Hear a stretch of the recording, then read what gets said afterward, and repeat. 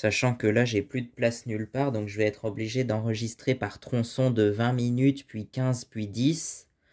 Et on va voir au final ce qui nous reste. On peut baisser un tout petit peu comme ça. Salut les amis, aujourd'hui on est le lundi 1er septembre 2025 et certainement le pire jour de l'année pour certains. Le jour de la rentrée, voilà. Le jour de la rentrée, le jour de la reprise de l'école, du boulot, c'est un lundi en plus, on est en septembre, c'est génial. Et septembre, ça va être commencer à être la période profonde de l'hiver, quoi, tout simplement. C'est pour ça que j'aime pas trop à partir de septembre, là. Mais les pires mois, non, pour moi, les pires mois, ouais, c'est septembre, ça va encore.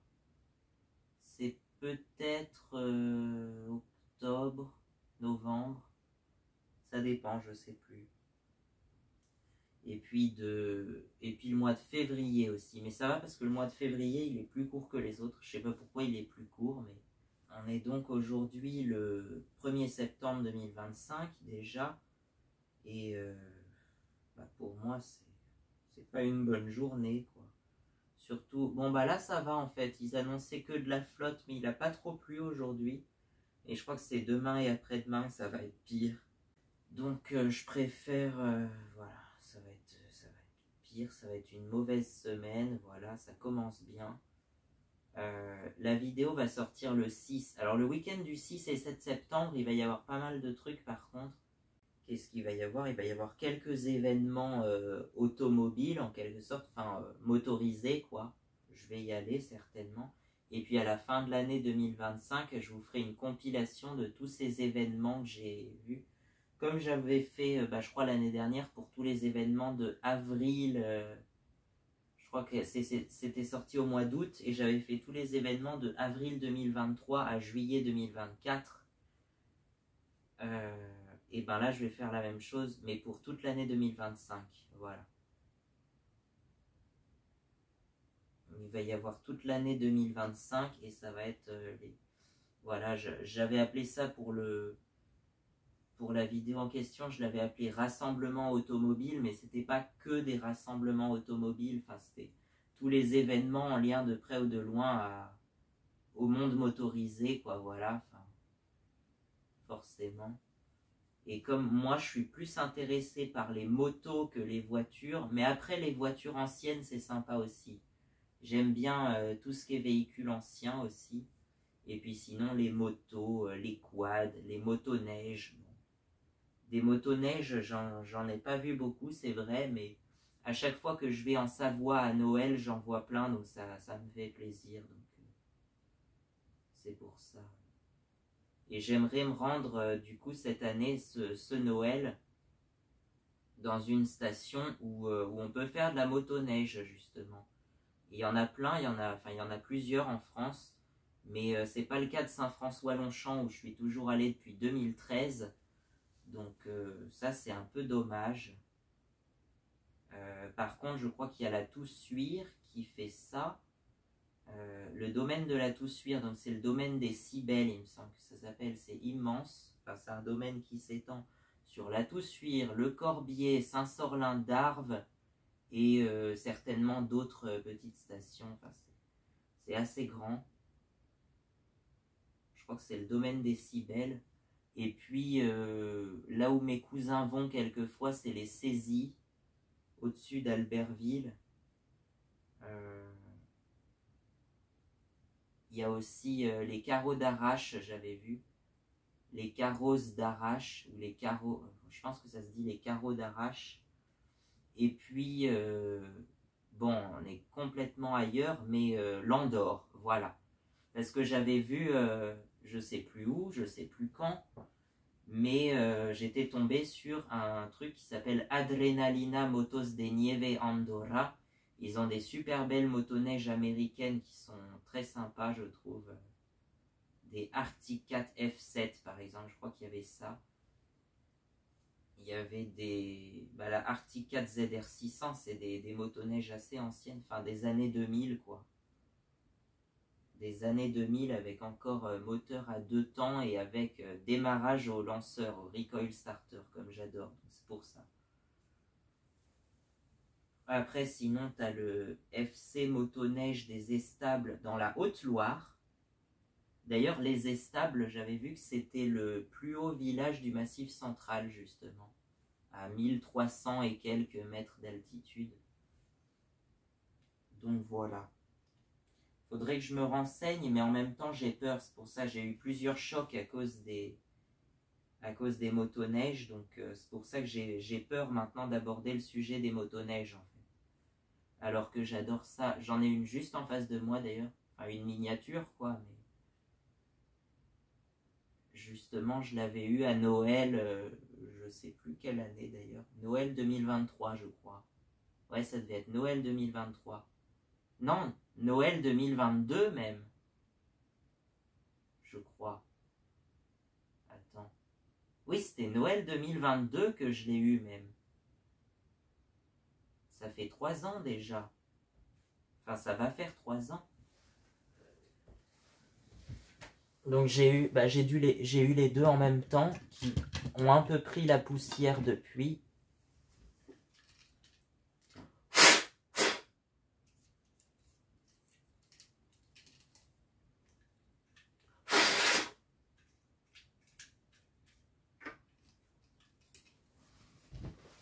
Donc je peux vous les montrer. Voilà, là voilà celle-là. Et celle-là, je la reconnais très bien. C'est une Polaris Edge ou peut-être Polaris Indy des années 2001 à 2006 à peu près. Ça, c'est les dates d'à peu près 2001 à 2006. Et donc oui, elle avait un démarrage au lanceur, celle-là. C'était un moteur... tu avais plusieurs moteurs, mais tu avais les types de moteurs les plus connus. C'était des 600 cm3 2 temps bicylindres. Ouais, va savoir pourquoi, je ne sais pas. Et puis même chez Yamaha, t'en as une que j'adore, que je vais vous montrer à l'image, c'est la Venture 500 ou 600, les deux existent. Venture 600 XL ou 500 XL, quelque chose comme ça. Et pareil, elle a été produite, je crois, de 1997 à 2007, quelque chose comme ça, à peu près une dizaine d'années. Donc voilà. Et puis il y a le quad qui va avec. Voilà, ça aussi c'est un Polaris. Je dirais Polaris Magnum, quelque chose comme ça, ou les Polaris des années 90-2000, pareil, fin des années 90. Il ressemble beaucoup à ça. Donc pour moi, c'est aussi un quad Polaris. C'est drôle ça qu'ils se sont amusés à refaire les anciens modèles Polaris en miniature comme ça. Ça va pas parler à tout le monde tout ce que je dis, mais si vous vous y connaissez en quad, véhicule tout-terrain et motoneige, vous savez de quoi je parle. Je pense que vous connaissez au moins Yamaha, Polaris, Arctic Cat, Suzuki aussi. Même Suzuki, ils font des quads. Bien sûr, Can-Am, vous allez me sortir, ouais, Can-Am, BRP. Tout ça, en fait, c'est l'entreprise Bombardier Recreational Products. Ou simplement Bombardier ou BRP. C'est une entreprise québécoise d'ailleurs. Bon, ben on n'est pas trop là pour parler de ça. Là, ça fait déjà 10 minutes. Et je voulais vous parler surtout de la sensation de vide. Il y a une autre motoneige aussi. Il y a une autre motoneige que j'aime tout particulièrement, c'est la Yamaha RS Viking. Qui là pour le coup a un moteur à 4 temps, bizarrement. C'est plutôt rare pour les motoneiges, je ne sais pas pourquoi. Gros moteur 1000 cm3, 3 cylindres je crois, à 4 temps. Et elle a été produite de 2005 à 2015 à peu près, donc pareil pendant une dizaine d'années, sans beaucoup de changements en 10 ans d'ailleurs. Et pour moi c'est la motoneige du Père Noël, parce que c'est la motoneige que le Père Noël de Saint-François-Longchamp avait. Enfin c'est celle qui voilà quoi. C'est celle que le Père Noël de Saint-François-Longchamp se sert pour distribuer les cadeaux. En fait, il y en a plusieurs parce que depuis quelques années, c'est plutôt une Lynx Commander qu'il a. Lynx Commander, je sais plus la cylindrée, enfin bon.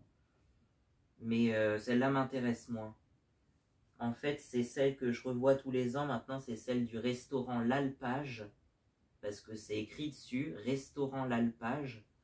Alors, il y a plusieurs photos, on ne voit pas trop bien parce que des fois, il y a de la neige dessus d'ailleurs.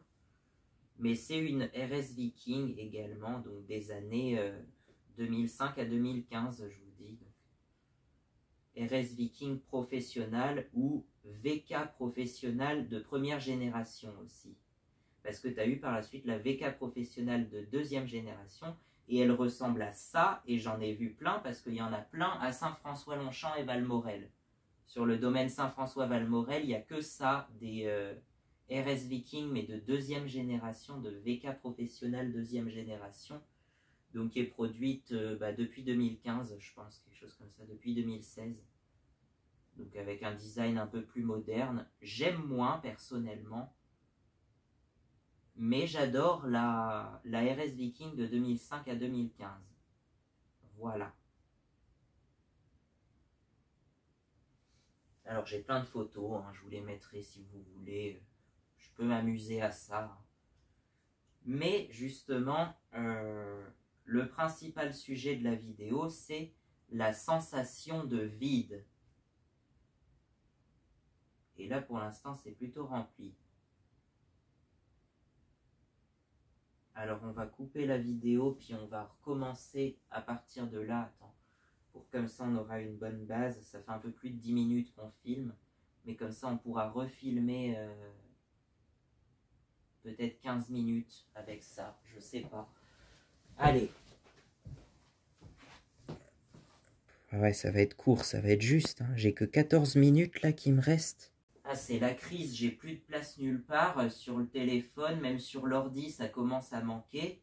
Et bon, ça aura quand même tenu 3 ans. 3 ans de vidéos, à faire plus de 500 vidéos. Parce que j'ai compté sur la chaîne, c'est affiché sur la page de description de ma chaîne. Je crois 588 vidéos, quelque chose comme ça. Alors, c'est pas le vide dans le sens d'inspiration, j'ai toujours trop de vidéos en stock. Mais par contre, c'est le vide dans ma vie, quoi. Je sais pas quoi faire. Clairement, c'est ça. Alors, vous allez me sortir, c'est souvent suite à l'accomplissement d'un objectif important. C'est vrai, le permis moto, en l'occurrence, que j'ai enfin eu depuis le 4 août 2025. Ça, franchement, j'en suis très satisfait.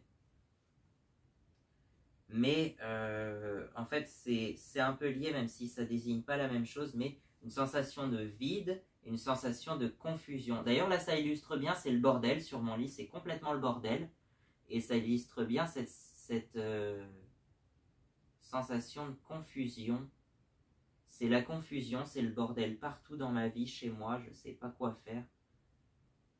Et j'aimerais que vous m'aidiez, que vous m'aiguilliez à faire le bon choix. Oula, je suis pas sûr du truc, parce qu'en plus, c'est ça que j'ai peur aussi, j'ai plein de peurs comme ça. Parce que vous ne me connaissez pas. Vous êtes plus de 400 abonnés à ma chaîne maintenant. D'ailleurs, grand merci. Grand merci à vous de vous être abonnés et qu'on ait atteint aujourd'hui les 400 abonnés. On a mis 3 ans, certes, à atteindre les 400 abonnés, mais c'est quand même pas mal.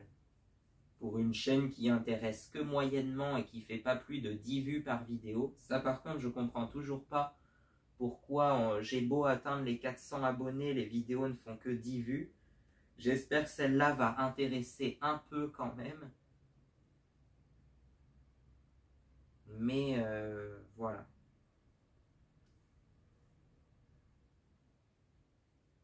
La sensation de vide. Alors, en fait, pour moi aussi, c'est très lié à mes semaines, à l'organisation de mes semaines. Non, le choix. On en était sur le choix déjà. Est-ce que parmi ces 424 abonnés, il y en a qui me connaissent véritablement et qui vont m'inciter à faire les bons choix? J'en suis pas sûr, donc je préfère pour ces choix-là me diriger vers ma famille et ceux qui me connaissent réellement. Mais pareil, je suis pas sûr qu'ils me fassent faire les bons choix aussi. Ça dépend que de moi et moi je sais pas quoi faire, c'est tout. C'est juste ça.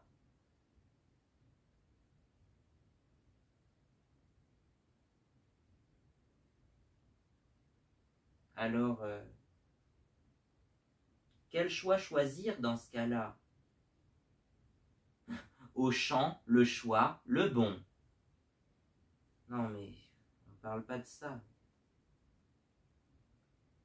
Donc la sensation de vide, ouais, pour moi, c'est assez lié aussi à l'organisation des semaines. Parce que je suis dans une famille où, comme tout le monde travaille, sauf moi. Où on peut dire que je travaille à domicile pour moi-même ou pour pas grand-chose et que je suis pas payé à grand-chose, mais c'est pas grave. Bon, voilà, c'est très compliqué la question du travail pour moi, donc on va pas en parler dans cette vidéo. C'est très lié à l'organisation de mes semaines, en fait. Parce que comme je suis dans une famille où tout le monde travaille 18 heures par jour sur 7, ils sont pas beaucoup à la maison. Et du coup, pour moi, c'est la haute semaine, en fait, la semaine où j'ai l'occasion de faire des choses intéressantes. C'est la haute semaine qui dure samedi, dimanche et lundi. Et le reste des jours, c'est la basse semaine où je fous rien, je trouve rien à faire, je suis dans le vide, quoi. Et ça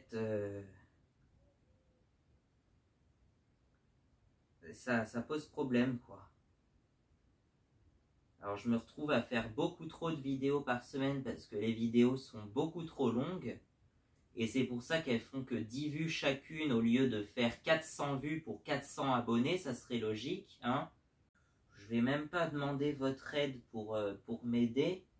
Je vais juste chercher le soutien dans les personnes qui me connaissent vraiment, même si je ne suis pas sûr qu'elles vont me faire les bons choix. Voilà le bilan que j'en tire.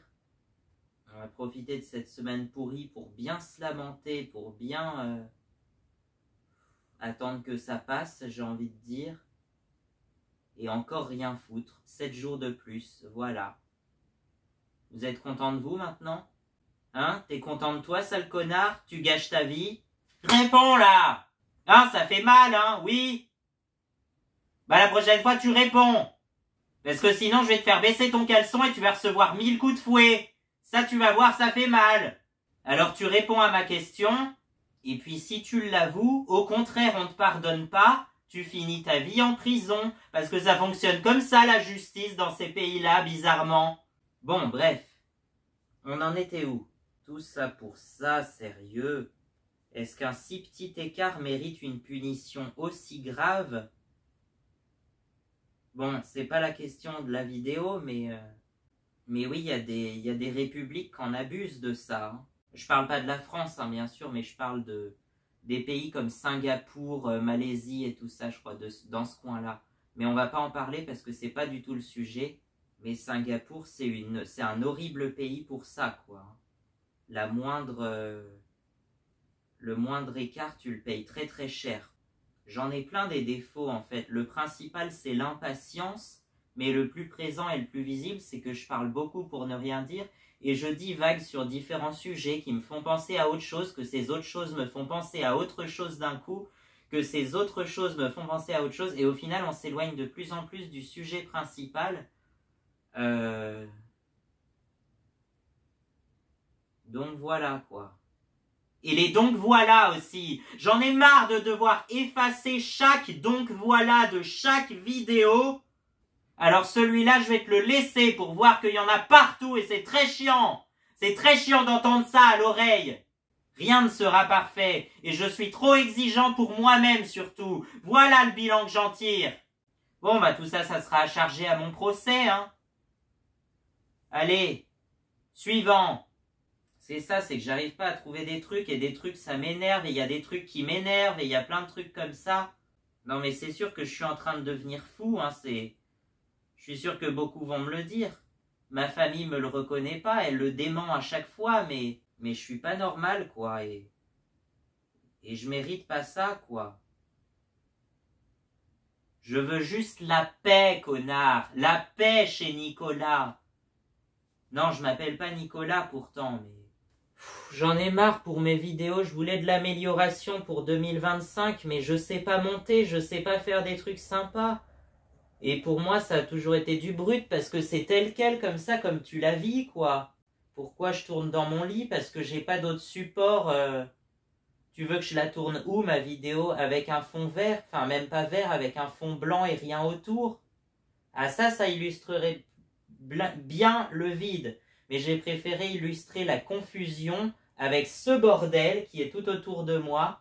Parce que c'est bien la confusion, c'est bien ça. Bon allez, tu vas passer au 3e chapitre maintenant.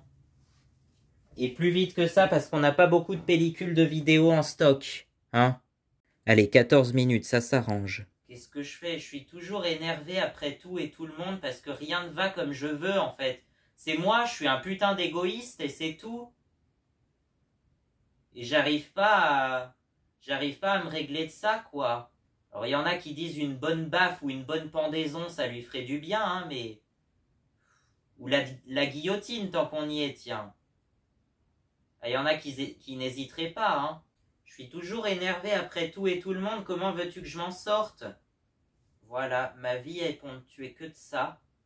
C'est-à-dire des moments de colère et d'énervement et des moments de dépression et tristesse. Et ça fait que ça alterne. Voilà, j'ai juste besoin de vous avouer ça, j'ai juste besoin de vous dire ça, parce que rien ne se passe comme prévu en fait. Et c'est vrai que tout le monde va vous dire, c'est le cas pour tout le monde, hein, que rien ne se passe comme prévu, que la vie est comme ça, que nanani nanana. Mais moi je le vis mal, j'aime pas quand on tient pas ses promesses. Surtout si c'était des trucs sympas. Je le dis sans le dire, mais j'en ai vécu l'expérience hier où... Et j'ai la haine contre lui maintenant. J'ai la haine, je lui sors une liste d'insultes comme ça, et des menaces, quoi. Et ça dure, quoi. Enfin, en moyenne, ça dure 24 heures. 24 heures de haine et de menaces. Et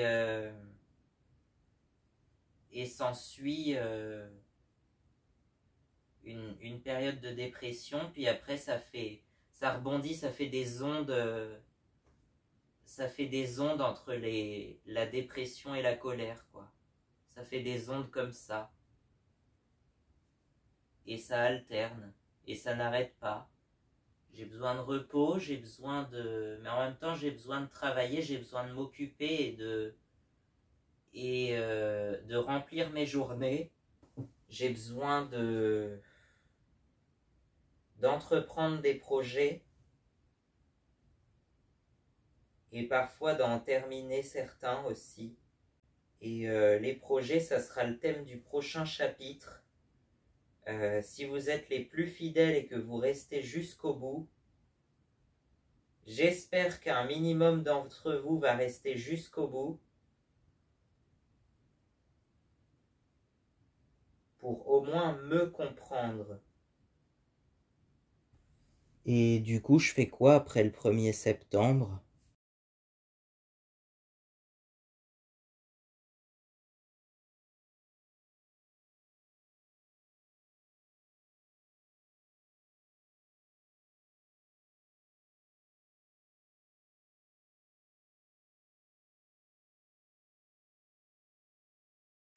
Ok, là il est censé rester 33 minutes.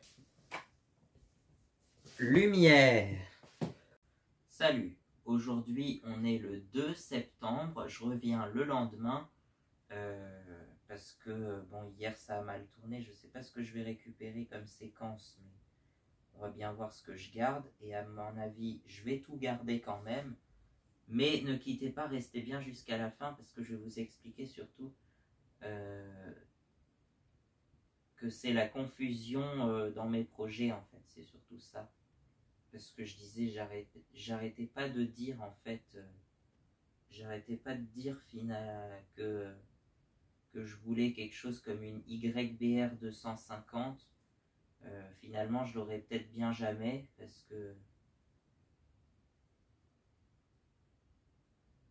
que je préfère la 125 de toute façon, enfin la mienne en tout cas, la XT 125X. Et aussi et surtout à cause du coût de l'assurance apparemment, voilà. Il paraît que c'est hyper cher, de l'ordre de 700 € par an, donc moi je peux pas me permettre ça, tant pis. Je vais laisser tomber et je reviendrai quand je serai millionnaire. Plus sérieusement, J'ai l'impression que c'est plus la priorité, la YBR 250. Et puis tant pis, je resterai peut-être en 125. J'emprunterai peut-être celle à papa s'il choisit enfin de s'acheter une moto A2, je sais pas, puisque il avait l'air d'être intéressé par déjà la Transalp, la Honda Transalp, et aussi la BMW GS 650, un truc comme ça, la 650. Mais je trouve qu'elle est bizarre. Elle respecte pas les conventions de la moto, c'est-à-dire d'avoir un réservoir devant, entre la selle et le guidon, quoi. Non, eux, ils l'ont mis sous la selle, le réservoir. Et rien que ça fait que c'est pas beau, quoi. Ça va pas, il y a quelque chose qui va pas. Alors je sais, il y en a qui ont fait ça, il y a même des quads qui sont faits comme ça aussi, je crois. Je crois que les Yamaha Grizzly 700 à une époque, peut-être même encore aujourd'hui, ils étaient comme ça. Avec le réservoir sous la selle et puis une sorte de petit coffre, un tout petit coffre au niveau à la place du réservoir du coup. Mais je trouve ça, enfin c'est bizarre quoi. Si, je crois que même les quads Kymco ils font ça aussi, je crois les gros Kymco 700. Je sais pas pourquoi, mais je trouve ça dommage moi. Alors que justement je recherche une moto qui a une forme de moto qui ressemble à l'idée type qu'on se fait d'une moto, c'est-à-dire comme ça, avec un phare rond devant, une selle assez plate, et puis voilà, comme les YBR, tiens, aussi bien la 125 que la 250, ou alors les anciennes motos Honda des années 70, par exemple, que j'adore, pas que les Honda d'ailleurs, mais toutes les motos un peu années 70, les motos moyennes, les motos normales pour l'époque, et de moyenne cylindrée, tu avais des 250, des 350 cm3. Voilà. Bon, t'avais été un peu plus grosse hein, aussi. Hein. Mais t'avais de tout. Il y avait surtout de tout à l'époque. Alors qu'aujourd'hui, on a quoi entre 125 et 600 cm3? 500. Allez, si, des 500, on en a. Mais moi, je recherchais une 250 ou une 350 à la rigueur. Quelque chose comme ça. Donc, j'en étais où? Que, en gros... on en revient toujours à la XT125X et qu'il n'y a rien de mieux que celle-là en fait, je trouve. Par contre la XT, bah, ça va être pareil le thème de plusieurs nouvelles vidéos qui vont certainement sortir qu'en octobre parce que il va y avoir pareil une avalanche de vidéos sur toute cette révision annuelle ou bisannuelle même parce que ça fait 2 ans qu'on n'a pas fait une grosse révision comme ça. Et je pense qu'il est temps de la faire pour qu'elle puisse à nouveau rouler. J'avais calculé 8000 km en un an, quoi. Alors qu'à l'origine, je voulais plutôt faire dans les 5000.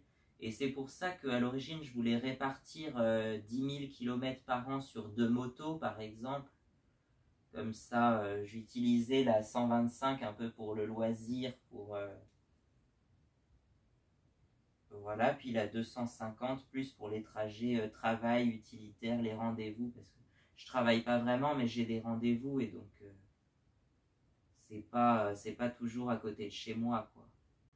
Donc voilà, tout ça pour dire que peut-être que je me répète encore parce que je sais plus ce que je dis, mais que je préfère la XTX et que pour l'instant je vais garder la XTX parce que de toute façon j'arriverai pas à m'en séparer. Donc. Par contre, ça m'amène aussi à une autre confusion. Enfin, pareil.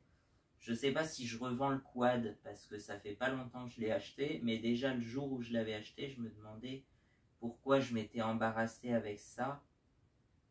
Alors ça me faisait plaisir, je l'adore ce quad, mais je m'en sers pas trop, quoi. Je m'en sers pas beaucoup. Et là, effectivement, il y a des fois, je me demande pourquoi je m'embarrasse avec ça. Finalement, je pense que La meilleure solution, c'est que je le revende à quelqu'un que je connais réellement, que je connais bien et que je reverrai souvent, quoi. Hein? Ça peut être ça peut être un truc aussi. Donc je pense que je vais devoir revendre le quad, effectivement. Moi qui rêvais d'une collection de quads et de motoneige et de motos maintenant. Mais maintenant, je sais pas pourquoi, je suis plus tourné vers la moto que le monde des ATV dans lequel j'étais autrefois. Autrefois, j'étais vraiment, oui, dans le monde des ATV, c'est-à-dire tout ce qui est quad, motoneige, véhicules tout-terrain, les SSV, voilà, je cherchais le terme. Les UTV, c'est-à-dire les SSV utilitaires. Bon, des types Polaris Ranger par exemple, tout ça, je pense que tu dois connaître un peu. Polaris Général, on cite souvent Polaris, mais chez Yamaha, il y a aussi des trucs. Le Yamaha Viking par exemple, Yamaha Wolverine, que j'aime beaucoup aussi, mais surtout le Yamaha Rhino, celui-là je l'adore. Voilà, ça fait éventuellement comme une petite voiture, mais c'est la base d'un moteur de quad. Voilà, et puis c'est sur 4 roues, mais ça se conduit comme une voiture avec un volant et des pédales, quoi. Donc, bon, pourquoi pas. Et après, ça c'est pareil, ça coûte une blinde. Pour le peu que je m'en servirai, ça vaut pas le coup, clairement. Bon, c'est vrai que neuf, ça coûte vraiment une blinde. On est des fois jusqu'à 30 000 euros, voire plus pour certains. Et ça, c'est plus les modèles sportifs qui coûtent dans les 30 000, voire plus. Mais même les modèles utilitaires, ils sont à 20-25 000 euros neufs. C'est déjà le prix d'une belle voiture, enfin d'une voiture en tout cas. Et puis de toute façon, maintenant, j'achète plus rien neuf parce que les voitures, en tout cas, c'est devenu n'importe quoi. Les motos, ça m'intéresse plus trop non plus, les neuves. Et puis même les ATV neufs, je sais pas si ils sont moins bien que ceux qui ont une dizaine, voire une vingtaine d'années. Moi, j'aime bien quand je dis à peu près les années 90-2000, c'est à peu près les meilleures années. À la fois niveau design et aussi niveau technique, parce qu'il n'y a pas trop d'électronique. Pour les voitures, ça commence, c'est le début. Mais en cherchant bien, on en trouve qui sont assez simples et sans électronique superflue. On dit qu'il ne faut pas acheter de voiture après 2000, par exemple. Ça, j'ai souvent entendu ça, effectivement, et je suis plus ou moins d'accord. Pour les motos, je dirais peut-être jusqu'à 2010 pour certaines. Après, ça dépend quelle moto, parce que le scooter que j'avais avant, le Kisby, là, le Peugeot Kisby, je l'avais acheté neuf en 2021 et pourtant il était assez simple, hein, justement. C'était quand même un moteur à injection avec CDI et tout ça, mais ça reste de l'électronique simple en fait. C'est juste ce qu'il faut, quoi. Il n'y a pas trop de trucs que tu peux plus rien toucher comme sur les voitures modernes, quoi. Moi, le Kisby, je faisais encore mes vidanges moi-même, je faisais tout moi-même. Après, j'ai pas fait grand chose d'entretien dessus non plus. Mais l'ampoule de phare, par exemple. Bon, après, il faut démonter pas mal de choses, mais l'ampoule de phare, je l'ai changée quelques fois parce que c'est un peu le problème. C'est le seul problème que je trouvais sur le Kisby, sinon c'est un scooter parfait. Et l'autre problème, mais bon, ça c'est le problème de tous les 50 cm3, c'est que ça avance pas, ça n'a aucune puissance, quoi. C'est pour ça que j'ai tout de suite voulu passer sur une 125, mais une 125, en fait, soit tu passes, soi-disant, le permis 125 à 16 ans, soit il faut que tu attendes 20 ans. Je sais pas, tu peux pas le passer entre 16 et 20 ans, je sais pas pourquoi, mais ça c'est vraiment soit tu le fais à 16 ou 17 ans, soit tu attends d'avoir 2 ans de permis B en fait. C'est n'importe quoi. Comment tu fais si tu as entre 18 et 20 ans, ce qui était mon cas à l'époque? Du coup, je suis parti directement sur le permis moto parce que déjà à l'époque, je voulais conduire une 250 cm3, mais j'avais en quelque sorte acheté une 125 pour m'entraîner, c'est pour ça. La XT 125, elle n'est pas arrivée par hasard, c'est aussi que c'était la seule moto que je trouvais à l'époque qui était sympa, que j'adorais, et franchement, je regrette pas du tout. Je l'adore toujours autant après. Ça fait 2 ans que je l'ai, mais ça fait plus de 3 ans que je la veux. Et donc, voilà. Au départ, effectivement, comme je regardais beaucoup YouTube et que YouTube c'est international en quelque sorte, enfin oui, c'est international, bah, je tombais sur des modèles qui n'étaient pas forcément commercialisés en France, quoi. C'était des vidéos en anglais, des fois en espagnol. Là, en l'occurrence, c'était en espagnol sur une moto qui était vendue en Colombie, la XTZ 125. Mais après, je sais pas pourquoi, je suis tombé rapidement sur la XTX 125 qui est très proche et qui était vendue en France entre 2005 et 2010. Et du coup, je me suis mis à la recherche de cette moto-là, quoi. Voilà, et c'est comme ça que je l'ai trouvée. Et on en trouve pas mal sur le Bon Coin d'ailleurs, c'est assez courant. Ça n'a pas été produit très longtemps, mais ça a été produit à beaucoup d'exemplaires, bizarrement. Et c'est le même moteur que la YBR 125, qui était à l'époque la 125 la plus vendue en France, je pense. Alors qu'aujourd'hui, la 125 la plus vendue, c'est un gros scooter de ville, alors forcément, c'est pas pareil. La Honda Forza 125, c'est la moto toute confondue la plus vendue en France. Ouais. Sinon, la vraie moto la plus vendue en France, enfin ce que les gens appellent moto, je crois que c'est la MT-07 justement. Et c'est vrai qu'on en voit partout des MT-07. Mais c'est pas trop ce que je veux non plus. Après, c'est vrai que je commence à la trouver sympa. Avant, j'aimais pas du tout, mais je commence à la trouver sympa et je la trouve moins moche que la XSR 700 qui a le même moteur. Après, la XSR, c'est pas qu'elle est moche, c'est qu'elle est bizarre, je trouve, comme la GS 650. Je la trouve bizarre, il y a un truc qui va pas, quoi. Il y a des trucs qui vont pas. Bah, le truc qui va pas, c'est le feu arrière. Je trouve ça complètement raté, en fait. Ils se sont complètement ratés sur le feu arrière.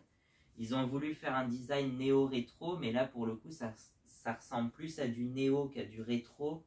Et c'est moche, enfin, c'est bizarre, il y a des trucs qui vont pas, c'est mal fait, je trouve, c'est mal fait.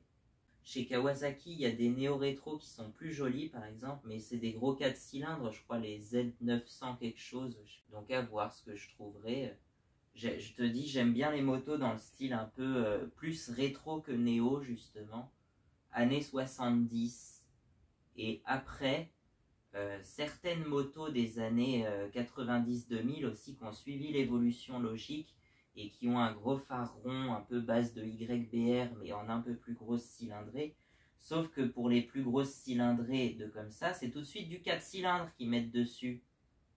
Mais moi, je veux pas un moteur de voiture. Pour moi, un moteur 4 cylindres, c'est un moteur de voiture. Moi, je veux pas ça. Je veux, à la rigueur, peut-être un bicylindre, mais surtout un monocylindre. C'est ça que je veux. À l'origine, c'est un monocylindre. Et c'est vrai que des moyens mono comme ça, on n'en trouve pas beaucoup. Il y a peut-être que la YBR 250 qui correspond le plus, en tout cas, à ce que je veux en moto moyenne, un peu routière, un peu urbaine, et puis comme ça, quoi. Il n'y a que la YBR 250. Mais finalement, je la trouve peut-être très bien, mais moins bien que la XT 125X. Donc c'est celle-là que je vais garder. Voilà. Et je pense que je vais garder que la XTX avec le futur projet que je vais évoquer juste après. Le quad, je vais le vendre à je sais pas qui. Puis la 106, elle va rester dans la famille, elle va rester à papa puis à ma soeur peut-être, mais je ferai l'entretien parce que j'ai envie qu'elle soit mieux entretenue quand même. Donc je la conduirai peut-être de temps en temps, la 106, mais... tu vois, ça c'est une voiture toute simple, sans électronique superflue, et une des dernières voitures sans électronique, tout simplement parce qu'à l'époque, dans les années 2000, elle est de 98 même, c'était une voiture d'entrée de gamme à l'époque, c'était une voiture pas chère, entre guillemets. Donc il y avait très peu d'options, il y avait juste le nécessaire, quoi. Et c'est ça, c'est une voiture où il y a juste le nécessaire dessus. Au moins c'est simple. La 106, elle a été produite de 1991 à 2003, si je dis pas de bêtises. Mais celle que la phase 1, donc de 91 à 96, je la trouve un peu trop carrée, un peu trop 205 à mon goût. Pour moi, elle me fait plus penser à la 205 et aux Peugeot qui finissent par 5, qui sont donc un petit peu plus anciennes et surtout beaucoup plus carrées. Et moi, je suis moins fan. Je préfère le design un peu plus arrondi des 6 et surtout donc de la Peugeot 106 d'après 96, de la phase 2 du coup. La 106 phase 2 de 96 à 2003 du coup. En même temps, il y a eu la 306 et la 406 et un peu plus tard la 206 qui elle est complètement arrondie pour le coup. La 206 elle est sortie en 98 et elle est tout arrondie. Peut-être pas autant que la Citroën C3 mais tout arrondi quand même. Après, je la trouve sympa aussi, la 206. Je trouve que c'est quand même une voiture sympa.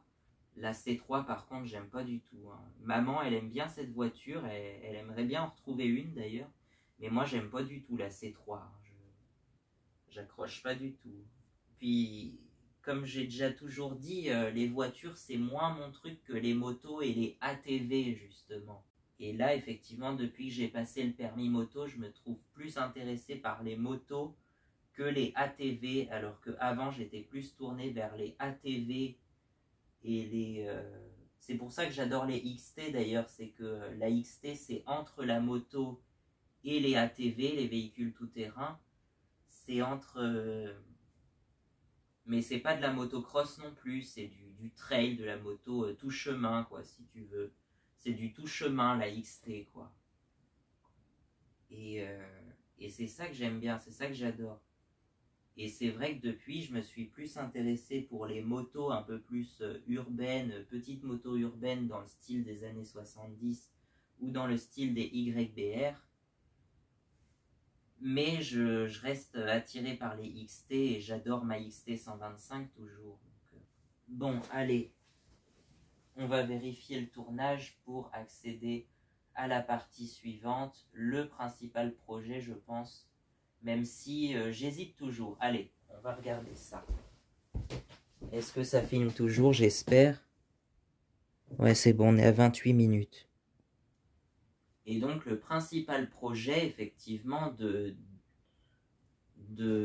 j'allais dire 2026 peut-être, parce qu'à l'origine, je comptais me lancer en 2026. Mais c'est un projet, en fait, pour revenir aux origines. Enfin, aux origines des origines, c'est quand même... je dis que ça remonte à 2017, mais on va pas remonter jusqu'en 2017. On va remonter à novembre 2024. Bon, c'était à l'époque où j'étais déjà en train de passer mon permis moto, mais c'était dans une stagnation insupportable que j'ai même appelé la période des 5 mois de prison parce que c'était entre le 22 août 2024 et le 22 janvier 2025. Voilà, on va pas trop en parler, mais vous retrouverez ça sur peut-être l'historique de mes permis moto. Je sais pas où se trouve la vidéo, c'est tellement le bordel chez moi. Mais c'est le bordel malgré moi parce que j'aime bien quand c'est plutôt rangé en plus. Enfin, quand je peux retrouver mes trucs, quoi. C'est pas toujours très bien organisé, mais en général, je m'y retrouve. Donc le principal projet de 2026, ça serait de me lancer dans la van life, entre guillemets. Alors j'emploie ce mot depuis à chaque fois, mais je m'identifie pas du tout effectivement au cliché de la van life et je la vivrai à ma manière, pas comme les autres. Mais j'avais envie en fait de vivre de voyage, quoi, de voyager. Et j'ai envie de découvrir la France entière, puis si ça suffit pas, peut-être quelques pays frontaliers, mais voilà. Et ça viendrait donc de... J'ai commencé à m'y intéresser vraiment qu'à partir de novembre, ouais, peut-être novembre 2024, l'automne 2024. À cette époque-là, j'avais déjà entendu parler de la chaîne Un van sur la route, par exemple, si vous connaissez. J'en avais entendu parler de Un van sur la route, mais je regardais pas trop régulièrement et je m'étais pas abonné, quoi. Et je me suis abonné, je crois, à partir de novembre 2024. J'ai regardé certaines de ses anciennes vidéos. Et ouais, il a un énorme van en plus. Moi, je veux pas, enfin, je le trouve très gros. Moi, je veux un van moyen plutôt, un type. À l'origine, mes plans, je les avais fait sur un Peugeot Boxer L2 H2. Donc la taille moyenne qui est utilisée par tous, hein, c'est vrai. Mais on en trouve, je crois qu'on en trouve pas mal. Et des boxers vides, bruts, comme ça, on en trouve pour pas cher en plus. J'en avais trouvé à moins de 10 000 € en plus. Enfin, pour autour des 7 000, 6 000, 7 000. J'en ai même vu un, je crois, à 4 000 €, mais je pense qu'il y avait peut-être du travail à refaire dessus. Enfin, on en trouve pour pas cher, bizarrement. Je pensais que ça valait plus cher que ça, parce que vu combien ça vaut, je crois que les vannes aménagées, c'est rendu autour de 80 000 € maintenant, c'est abusé, quoi. Pour le même prix, vous pouvez vous acheter ce château dans la Creuse. Non, j'exagère un peu, mais presque. Non, ça c'était, il comparait les prix de l'immobilier à Paris avec ceux dans la Creuse, c'est vrai que c'est pas du tout pareil. Que pour le prix d'un mini studio à Paris, on peut acheter un château dans la Creuse. Donc l'idée, ça serait de trouver un Boxer L2 H2 de, je pense, à l'origine, je pensais 2006 à 2009, mais j'en avais trouvé un de 2005, je crois, pour 6 000 €, c'était pas cher en plus, avec, si je me rappelle bien, 166 000 km, quelque chose comme ça. Ça commence à faire beaucoup, mais ça va encore, parce que la plupart de ceux que je trouve, ils sont à plus de 200 000 km. L'idée, ça serait déjà de trouver le véhicule porteur. Déjà là, c'est la confusion aussi, je sais pas, mais en plus, maman préfère que j'ai un truc plus petit, plus de type California, enfin pas un California, parce que ça c'est pareil, ça vaut extrêmement cher, mais un type Jumpy, tu vois, Citroën Jumpy, Peugeot Expert, Renault Trafic à la rigueur, mais moi après je veux pas être emmerdé aussi par les problèmes électroniques des voitures modernes. Donc je veux pas un van trop récent. Mais j'en veux pas un trop ancien non plus ou qui a trop de kilomètres.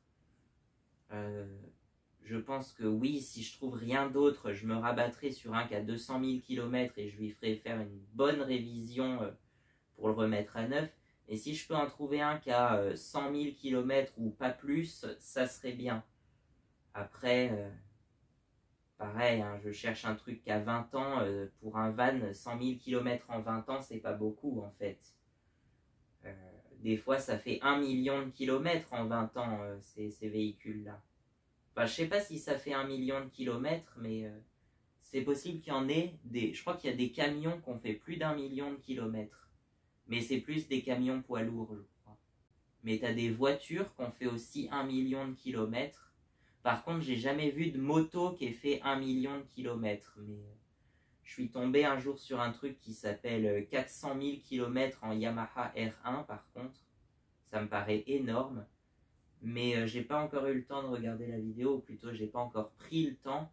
Par contre, je connais une chaîne qui s'appelle Olivier BRD.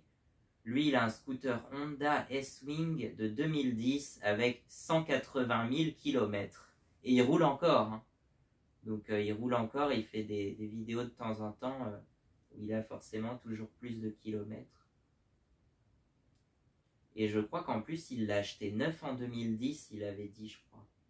Il l'a acheté neuf en 2010 et il roule toujours avec. Il a fait plus de 10 000 km par an, du coup, depuis 15 ans. Donc voilà. Ah oui, j'en étais à l'origine, je l'ai toujours pas dit. Donc Raphaël, c'est son nom, hein, de celui de la chaîne Un Van sur la route. Il a, je crois que c'est un Volkswagen Crafter, ça s'appelle comme ça. Donc c'est les gros vans Volkswagen, enfin les Volkswagen Crafter, je crois que c'est un L4 H3, mais rallongé en plus, enfin ce qui fait qu'il fait 7,40 m de long, plus de 7 mètres, oui, et 3 mètres de haut. Quelque chose. Je crois qu'il disait qu'il faisait 3,15 m de haut, un truc comme ça, c'est énorme. Alors que le Peugeot Boxer, il est plus petit, hein, il fait en L2H2, il fait 2,52 m de haut sur 5,41 m de long. Et en fait, ce que je voulais à la base, j'ai un peu la base, j'ai l'idée de ce que je veux. J'ai fait un premier plan où je pouvais rentrer la moto dedans, parce que c'était ça l'idée, de pouvoir voyager avec la moto et que la moto serve à faire les petits trajets autour du van et les petites routes sympas qu'il y a à faire autour aussi. Donc j'avais envie de faire ça, de me poser à un endroit peut-être, je sais pas, si je trouve un petit camping sympa et pas trop cher, d'y rester une semaine par exemple, et puis tout explorer la région tout autour avec la moto, quoi. Moi, je me voyais faire ça à l'origine. Je me voyais faire ça. Et mais voilà, quoi. Je sais pas trop quoi dire. Et en fait, je voulais aussi un camion garage, un camion atelier, en fait. Pour moi, c'était ça, en fait, un camion où je puisse tout mettre dedans. Je sais, ça paraît compliqué, ça paraît difficile à imaginer. Et pourtant, selon mon plan, ça avait l'air plutôt faisable, hein, de pouvoir mettre tous les outils et tout ça, tout ce qu'on a besoin pour faire les travaux mécaniques dans le camion, et puis aussi pouvoir dormir dedans et même y rentrer une moto. Après, ce que certainement vous allez me dire, c'est avec je sais plus, les vapeurs d'essence, des trucs comme ça. Il y a un commentaire d'ailleurs sur une des vidéos de Un Van sur la route, justement. Celui qui a mis ce commentaire, il n'a pas de chaîne YouTube, alors j'ai pas de vidéo, j'ai pas de plan, parce que je serais curieux d'avoir des plans. Je serais curieux d'avoir des plans de ce mec, mais apparemment il vit dans un... C'était quoi? Citroën Jumper, je crois, donc la même chose qu'un Peugeot Boxer en fait. En L3H2, donc un peu plus long que ce que je veux justement. Mais il arrive à y rentrer une Africa Twin là-dedans, une plutôt grosse moto, quoi. Et il vit dedans avec sa moto, quoi. Et il dit que apparemment les motos entre guillemets plus modernes, ça dégage pas trop de vapeur d'essence ou d'odeur en fait. C'est ce qu'il disait. La mienne, par contre, c'est vrai que la mienne, elle sent l'essence. Là, pour le coup, ça poserait problème, mais je pense que déjà, on va mettre pas mal d'aération aussi, et surtout, elle y sera peut-être pas tout le temps dans le van aussi, mais surtout, on va régler ce problème de carburateur qui fuit là, parce que je pense que les joints de carbu sont un peu secs et qu'il est temps de les changer surtout.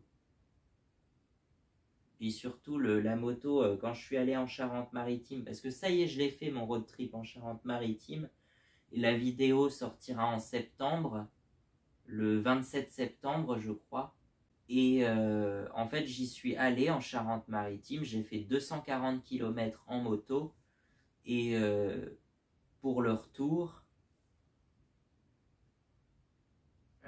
on l'avait mise sur ma remorque. C'est mes grands-parents qui l'ont ramenée en fait sur la remorque, parce qu'ils avaient emmené leur moto, hein, la Honda Varadero, déjà au mois de mai. Ça fait depuis le mois de mai qu'elle est là-bas, et je pense qu'ils s'en servent pas beaucoup, enfin surtout papy, mamie elle monte pas là-dessus.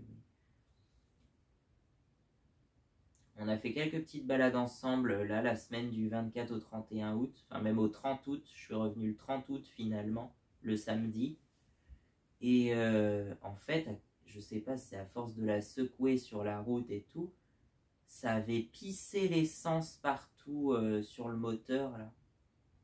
Bah, au final, j'en ai pas beaucoup perdu, hein, parce que le réservoir il était presque plein et il était toujours presque plein à l'arrivée, mais ça a dû couler un petit peu quand même parce que déjà ça sentait l'essence et puis ça avait coulé un peu sur les carters moteurs. Mais après ça sèche vite et ça nettoie un peu aussi puisque des fois on utilise de l'essence pour nettoyer les moteurs aussi.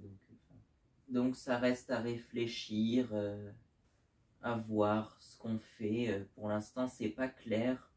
Mais je voulais à moitié un camion garage, ouais, un camion atelier, mais en même temps un camion où je vive dedans et assez spacieux en fait. Pas trop gros, mais assez spacieux, donc ça se contredit un peu, mais ça fait que, oui, 5,40 m de long, c'est à peu près la bonne taille. Je me disais, il ne faut pas que ça soit plus long, surtout que si je dois mettre une remorque derrière, ça fera un convoi de 8 mètres à peu près. Et je ne sais pas où je vais stationner ce convoi de 8 mètres. Donc, même si je rajoute une sorte de porte-moto, je ne sais pas comment ça se fait exactement.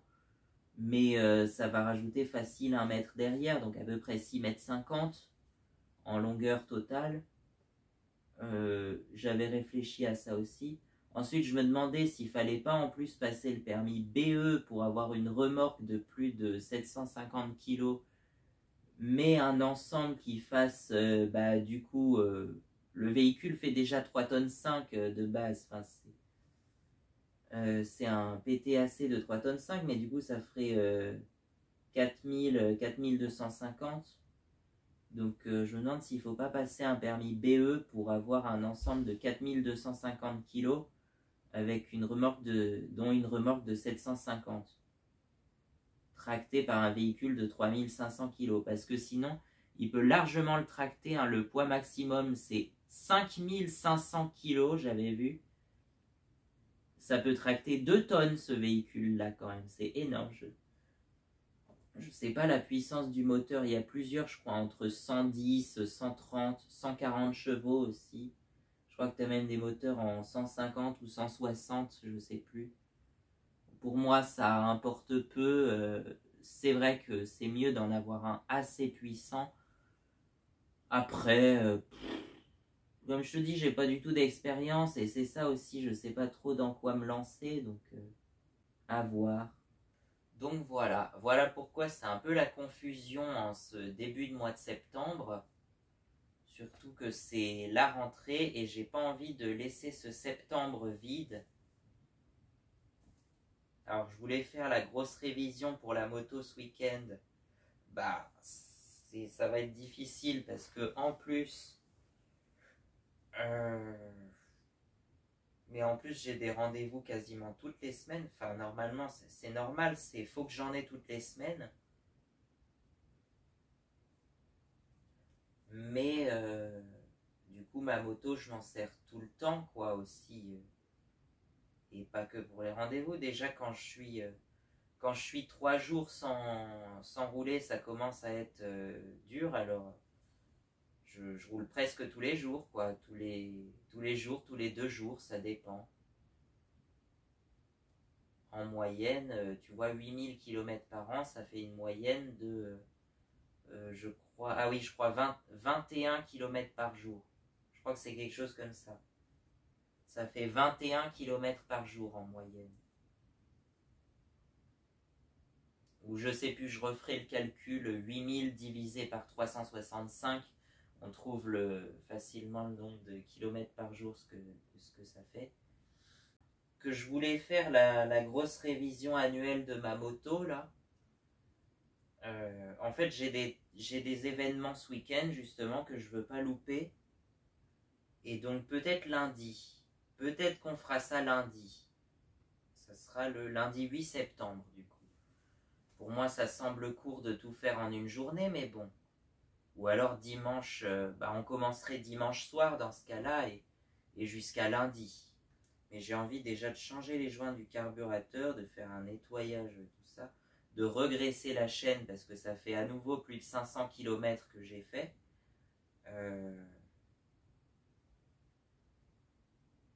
Elle roule beaucoup, hein. Surtout que là j'ai été en Charente-Maritime, forcément ça lui a fait beaucoup de kilomètres.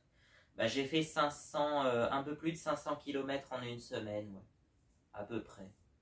Mais avant de partir, j'avais déjà fait une révision et j'ai fait un bilan qu'il faudra qu'on fasse pas mal de trucs en septembre. Je ne sais même plus exactement. Il va y avoir beaucoup de silence dans cette vidéo, beaucoup de blanc que je vais couper au montage. Je sais même pas s'il y aura une fin à cette vidéo d'ailleurs. Ça se trouve, ça va se couper net comme ça. Mais écoute,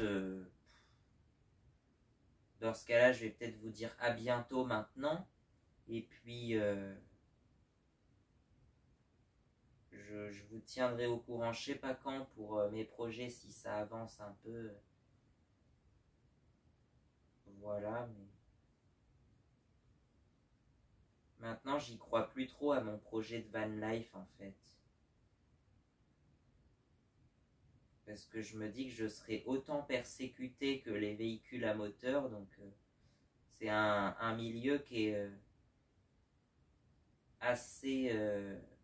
oui, j'emploie les mots forts, assez persécuté, mais à cause d'une minorité qui fait pas attention, quoi, comme pour beaucoup, c'est... Pour beaucoup de choses, c'est à cause d'une minorité qui respecte rien qu'on se retrouve, voilà.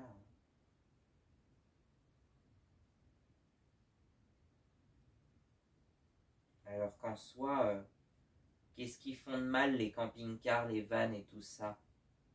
Qu'est-ce qu'ils ont de mal? Qu'est-ce qu'ils ont de mal à stationner, juste à stationner sur une commune? Qu'est-ce qu'il y a de mal à ça, sérieux? Donc voilà, je vous tiens au courant. Dès la semaine prochaine, c'est censé être la vidéo de la semaine prochaine, mon projet Van Life. Puisque ça sera en deux parties, en fait. Une première partie que j'aurai tournée au mois d'août, que j'avais tournée, je crois, le 12 août, et que j'avais gardé de côté. Et une deuxième partie que je tournerai la semaine prochaine, certainement. Du coup, la vidéo sera soblement intitulée Projet Van Life épisode 2, parce que je veux qu'elle atteigne un certain nombre de vues pour avoir éventuellement des conseils. Mais voilà quoi, ça sera que l'épisode 2. L'épisode 1, c'était une vidéo que j'avais sortie au mois de mars, donc ça remonte et ça a beaucoup évolué depuis. Enfin, je me sens bien plus intéressé aujourd'hui qu'au mois de mars. Enfin, quoique c'est par période, il y a des hauts, il y a des bas. Et par exemple, au mois d'août, il y avait une semaine où j'étais très motivé, je faisais des mesures de partout pour savoir qu'est-ce qui allait rentrer dans mon van. J'avais envie de me lancer dans la menuiserie pour confectionner mes meubles. Et tout ça, quoi. Puis aujourd'hui, on arrive en septembre, je sais pas quoi faire. La roulotte des nounours. Peut-être qu'elle s'appellera la roulotte des nounours, comme c'était le cas en 2017. Ah, ça vient de là, c'est ça, ce que je disais en 2017, c'est que j'avais imaginé à l'époque la roulotte des nounours. Et comme je voulais un nom bien français, en fait, j'avais choisi le mot roulotte parce que pour moi, c'était... en fait, c'est l'évolution logique d'une roulotte, quoi. À l'origine, c'est tiré par des chevaux. Et ben, c'est devenu une roulotte motorisée, quoi. C'est modernement, c'est un camping-car, quoi.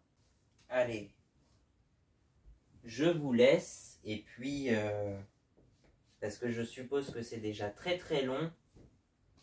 Donc, bravo à ceux qui sont restés jusqu'au bout. Et à bientôt pour les autres. Et puis, à jamais pour les autres, surtout, parce que, de toute façon, je vous vois jamais, vous regardez jamais mes vidéos. Donc, allez!